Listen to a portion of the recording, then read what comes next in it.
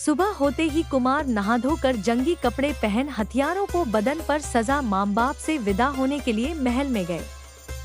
रानी से महाराज ने रात ही सब हाल कह दिया था। वे इनका फौजी ठाठ देखकर दिल में बहुत दुश हुई।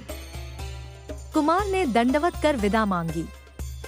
रानी ने आंसू भरकर कुमार को गले से लगाया और पीठ पर हाथ फेर कर कहा, बेटा जाओ, वीर पुरुषों में नाम करो, क्षत्रिय का कुल नाम रख, फतह का डंका बजाओ। शूरवीरों का धर्म है कि लड़ाई के वक्त माँ बाप, ऐश आराम किसी की मोहब्बत नहीं करते, सो तुम भी जाओ। ईश्वर करे लड़ाई में बैरी तुम्हारी पीठ न देखे। माँ बाप से विदा होकर कुमार बाहर आए। दीवान हरदयाल सिंह को मुस्तैद देखा। आप भी एक घोड़े पर सवार हो रवाना हुए। पीछे पीछे फौज भी समुद्र की तरह लहर मारती चली। जब विजयगढ़ के करीब पहुँचे तो कुमार घोड़े पर से उतर पड़े और हरदयाल सिंह से बोले, मेरी राय है कि इसी जंगल में अपनी फौज को उतारूं और सब इंतजाम कर लूं, तो शहर में चलूं। हरदयाल सिंह ने कहा, आपकी राय बहुत अच्छी है। मैं भी पहले से चलकर आपके के आने की खबर महाराज को देता हूँ, फिर लौटकर आपको साथ लेकर चलूंगा। कुमार ने कहा, अच्छा जाइए। हरदयाल सिंह विजयगढ़ पहुँचे। कुमार के आने की खबर देने के लिए महाराज के पास गए और खुलासा हाल बयान करके बोले, कुमार सेना सहित यहाँ से कोस भर पर उतरे हैं। यह सुन महाराज बहुत दुश हुए और बोले, फौज के वास्ते वह मुकाम बहुत अच्छा है, मगर वीरेंद्र सिंह को यहाँ ले आना चाहिए। तुम यहाँ के सब दरबारियों को ले जाकर इस्तकबाल करो और कुमार को यहाँ ले आओ।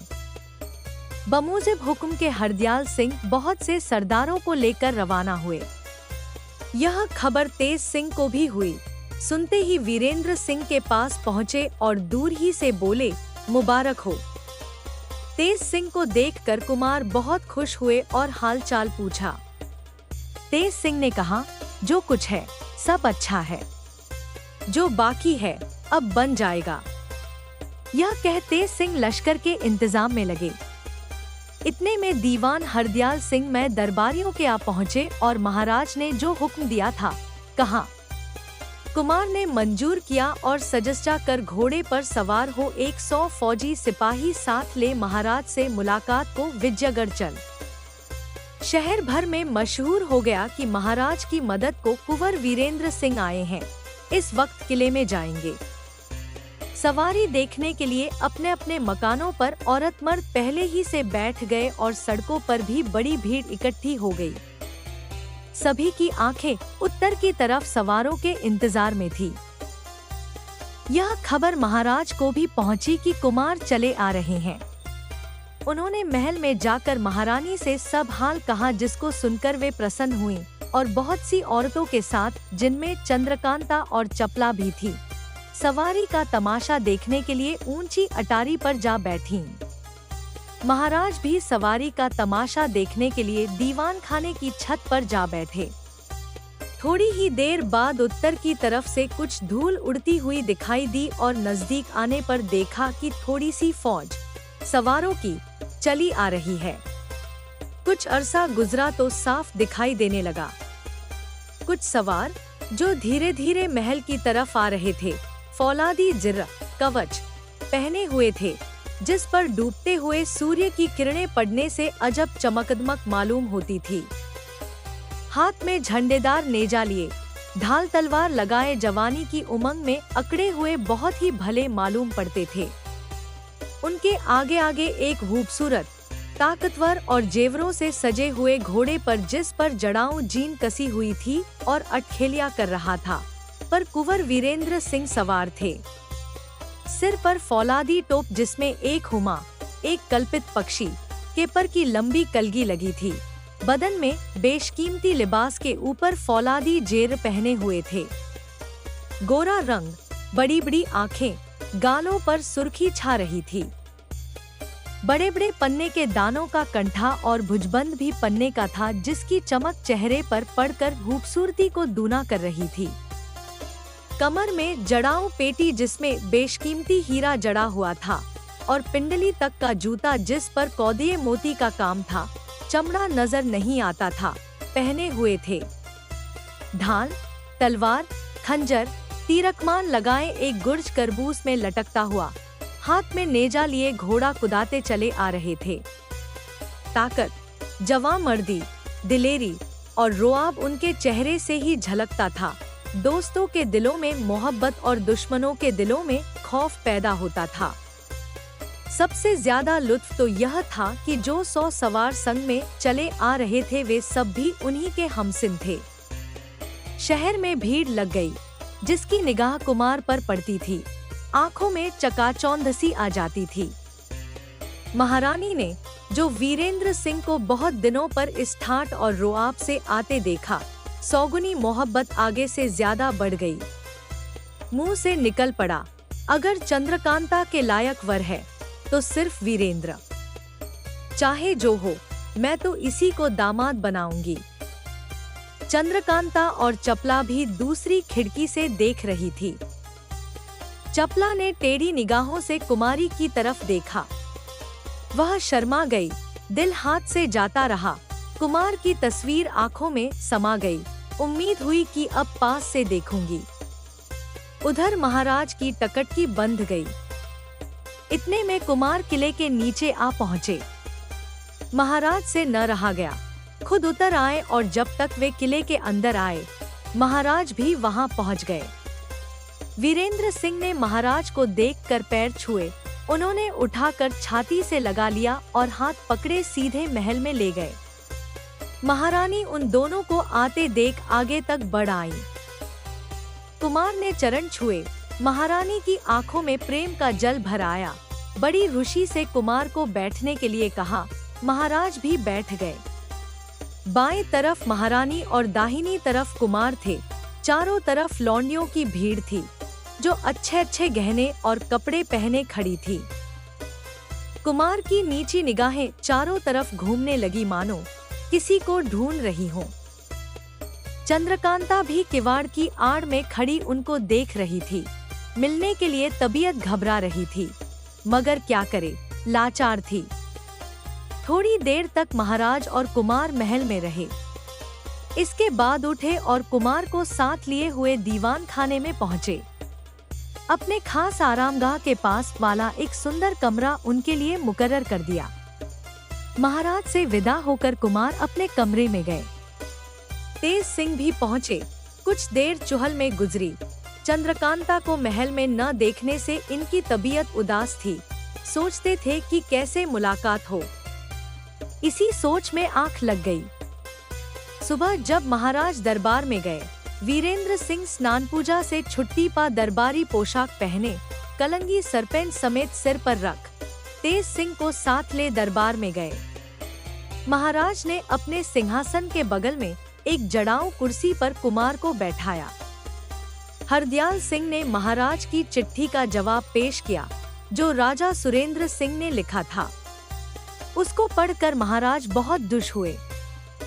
थोड़ी देर बाद दीवान साहब को हुक्म दिया कि कुमार की फौज में हमारी तरफ से बाजार लगाया जाए और गल्ले वगैरह का पूरा इंतजाम किया जाए, किसी को किसी तरह की तकलीफ न हो।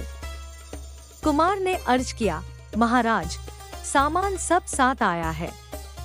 महाराज ने कहा, क्या तुमने इस राज्य को दूसरे का समझा है? सामान आया है तो क्या हुआ? वह भी जब जरूरत होगी काम आएगा। अब हम कुल फौज का इंतजाम तुम्हारे सुपुर्द करते हैं। जैसा मुनासिब समझो बंदोबस्त और इंतजाम करो। कुमार ने तेज सिंह की तरफ देखकर कहा, तुम जाओ। मेरी फौज के 3 हिस्से करके 2-2 हजार विजयगढ़ के दोनों तरफ भेजो और 1000 फौज के 10 टुकड़े करके इधर उधर 5-5 कोस तक फैला दो और खेमे वगैरह का पूरा बंदोबस्त कर दो। जासूसों को चारों तरफ रवाना करो। बाकी महाराज की फौज की कल कवायद देखकर जैसा होगा इंतजाम करेंगे। हुक्म पाते ही तेज सिंह रवाना हुए। इस इंतजाम और हमदर्दी को देखकर महाराज को और भी तसल्ली हुई। हरदयाल सिंह को हुक्म दिया कि फौज में मुनादी करा दो कि कल कवायद होगी। इतने में महाराज के जासूसों ने आकर अदब से सलाम कर खबर दी कि शिवदत्त सिंह अपनी 30,000 फौज लेकर सरकार से मुकाबला करने के लिए रवाना हो चुका है। 2-3 दिन तक नजदीक आ जाएगा। कुमार ने कहा, कोई हर्ज नहीं, समझ लेंगे, तुम फिर अपने काम पर जाओ। दूसरे दिन महाराज जय सिंह और कुमार एक हाथी पर बैठकर फौज की कवायद देखने गए। हरदयाल सिंह ने मुसलमानों को बहुत कम कर दिया था तो भी 1,000 मुसलमान रह गए थे। कवायद देख कुमार बहुत खुश हुए मगर मुसलमानों की सूरत देख त्योरी चढ़ गई। कुमार की सूरत से महाराज समझ गए और धीरे से पूछा, इन लोगों को जवाब दे देना चाहिए? कुमार ने कहा, नहीं, निकाल देने से ये लोग दुश्मन के साथ हो जाएंगे। मेरी समझ में बेहतर होगा कि दुश्मन को रोकने के लिए पहले इन्हीं लोगों को भेजा जाए। इनके पीछे तोपखाना और थोड़ी फौज हमारी रहेगी। वे लोग इन लोगों की नीयत खराब देखने या भागने का इरादा मालूम होने पर पीछे से तोप मारकर इन सभी की सफाई कर डालेंगे। ऐसा खौफ रहने से ये लोग एक दफा तो खूब लड़ जाएंगे, मुफ्त मारे जाने से लड़कर मरना बेहतर समझेंगे। इस राय को महाराज ने बहुत पसंद किया और दिल में कुमार की अक्ल की तारीफ करने लगे। जब महाराज फिरे तो कुमार ने अर्ज किया, मेरा जी शिकार खेलने को चाहता है, अगर इजाजत हो तो जाऊं? महाराज ने कहा, अच्छा, दूर मत जाना और दिन रहते जल्दी लौट आना। यह कहकर हाथी बैठवाया। कुमार उतर पड़े और घोड़े पर सवार हुए। महाराज का इशारा पा दीवान हरदयाल सिंह ने 100 सवार साथ कर दिए। कुमार शिकार के लिए रवाना हुए। थोड़ी देर बाद एक घने जंगल में पहुंचकर 2 सांभर तीर से मारकर फिर और शिकार ढूंढने लगे। इतने में तेज सिंह भी पहुंचे। कुमार से पूछा, क्या सब इंतजाम हो चुका जो तुम यहाँ चले आए? तेज सिंह ने कहा, क्या आज ही हो जाएगा? कुछ आज हुआ, कुछ कल दुरुस्त हो जाएगा। इस वक्त मेरे जी में आया कि चलें, जरा उस तहखाने की सैर कराएं जिसमें अहमद को कैद किया है। इसलिए आपसे पूछने आया हूँ कि अगर इरादा हो तो आप भी चलिए। हाँ, मैं भी चलूंगा, कहकर कुमार ने उस तरफ घोड़ा फेरा। तेज सिंह भी घोड़े के साथ रवाना हुए। बाकी सभी को हुक्म दिया कि वापस जाएं और दोनों सांभरों का जो शिकार किए हैं उठवा ले जाएं। थोड़ी देर में कुमार और तेज सिंह तहखाने के पास पहुंचे और अंदर घुसे। जब अंधेरा निकल गया और रोशनी आई तो सामने एक दरवाजा दिखाई देने लगा। कुमार घोड़े से उतर पड़े। अब तेज सिंह ने कुमार से पूछा, भला यह कहिए कि आप यह दरवाजा खोल भी सकते हैं कि नहीं? कुमार ने कहा, क्यों नहीं, इसमें क्या कारीगरी है? यह कह झट आगे बढ़ शेर के मुंह से जुबान बाहर निकाल ली। दरवाजा खुल गया। तेज सिंह ने कहा, याद तो है। कुमार ने कहा, क्या मैं भूलने वाला हूँ? दोनों अंदर गए और सैर करते करते चश्मे के किनारे पहुँचे। देखा कि अहमद और भगवान दास एक चट्टान पर बैठे बातें कर रहे हैं। पैर में बेड़ी पड़ी है। कुमार को देख दोनों उठ खड़े हुए, झुककर सलाम किया और बोले, अब तो हम लोगों का कसूर माफ होना चाहिए। कुमार ने कहा, हाँ, थोड़े रोज और सब्र करो। कुछ देर तक वीरेंद्र सिंह और तेज सिंह टहलते और मेवों को तोड़कर खाते रहे। इसके बाद तेज सिंह ने कहा, अब चलना चाहिए, देर हो गई। कुमार ने कहा, चलो। दोनों बाहर आए। तेज सिंह ने कहा, इस दरवाजे को आपने खोला है, आप ही बंद कीजिए। कुमार ने यह कहकर, अच्छा लो, हम ही बंद कर देते हैं। दरवाजा बंद कर दिया और घोड़े पर सवार हुए। जब विजयगढ़ के करीब पहुँचे तो तेज सिंह ने कहा, अब आप जाइए, मैं जरा फौज की खबर लेता हुआ आता हूँ। कुमार ने कहा, अच्छा जाओ। यह सुन तेज सिंह दूसरी तरफ चले गए और कुमार किले में चले आए। घोड़े से उतर कमरे में गए, आराम किया। थोड़ी रात बीते तेज सिंह कुमार के पास आए। कुमार ने पूछा, कहो क्या हाल है? तेज सिंह ने कहा, सब इंतजाम आपके हुक्म मुताबिक हो गया। आज दिन भर में 1 घंटे की छुट्टी न मिली जो आपसे मुलाकात करता। यह सुन वीरेंद्र सिंह हंस पड़े और बोले, दोपहर तक तो हमारे साथ रहे, इस पर कहते हो कि मुलाकात न हुई। यह सुनते ही तेज सिंह चौंक पड़े और बोले, आप क्या कहते हैं? कुमार ने कहा, कहते क्या है, तुम मेरे साथ उस तहखाने में नहीं गए थे जहां अहमद और भगवान दत्त बंद हैं? अब तो तेज सिंह के चेहरे का रंग उड़ गया और कुमार का मुंह देखने लगे। तेज सिंह की यह हालत देखकर कुमार को भी ताज्जुब हुआ। तेज सिंह ने कहा, भला यह तो बताइए कि मैं आपसे कहाँ मिला था, कहाँ तक साथ गया और कब वापस आया? कुमार ने सब कुछ कह दिया। तेज सिंह बोले, बस आपने चौका फेरा। अहमद और भगवान दत्त के निकल जाने का तो इतना गम नहीं है, मगर दरवाजे का हाल दूसरे को मालूम हो गया, इसका बड़ा अफसोस है। कुमार ने कहा, तुम क्या कहते हो, समझ में नहीं आता। तेज सिंह ने कहा, ऐसा ही समझते तो धोखा ही क्यों खाते? तब न समझे तो अब समझिए कि शिवदत्त के अय्यारों ने धोखा दिया और तहखाने का रास्ता देख लिया। जरूर यह काम बद्रीनाथ का है, दूसरे का नहीं। ज्योतिषी उसको रमल के जरिए से पता देता है। कुमार यह सुन दंग हो गए और अपनी गलती पर अफसोस करने लगे। तेज सिंह ने कहा, अब तो जो होना था हो गया, उसका अफसोस कहेगा। मैं इस वक्त जाता हूँ। कैदी तो निकल गए होंगे, मगर मैं जाकर ताले का बंदोबस्त करूँगा।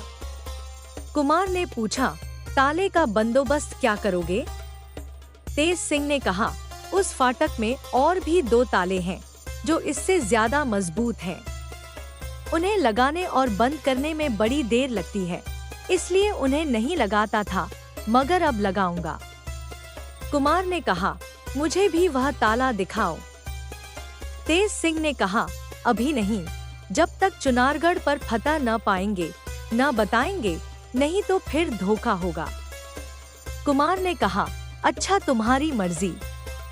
तेज सिंह उसी वक्त तहखाने की तरफ रवाना हुए और सवेरा होने के पहले ही लौट आए।